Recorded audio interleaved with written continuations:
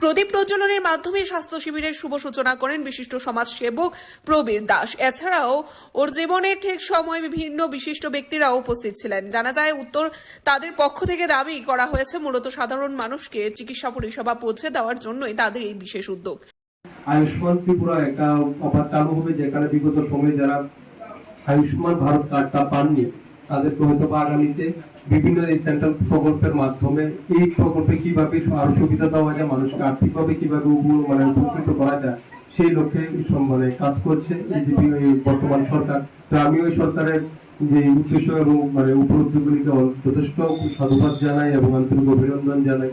তো আমি নিশ্চিত যে যেভাবে এই জনজনী সামাজিক উন্নয়ন মঞ্চ যে একটা সিদ্ধান্ত নিল এবং আগামী দিনে তারা কাজ করার জন্য অঙ্গীকারবদ্ধ হচ্ছে, আগামীতে যেভাবে আমরা যেখানে হয়তো বা প্রশাসনের মারফত কোন জায়গায় ছুটে যায়, যেখানে আমাদের যে প্রশাসনিক সুবিধাটা পৌঁছায় না, সেই জায়গাটাতে এই ধরনের ছোট ছোট যদি স্বাস্থ্য শিবিরগুলি হয়, তাতে আমাদের গ্রামীণ মানুষের যথেষ্ট উপকৃত। Bureau report, Tripura news 8।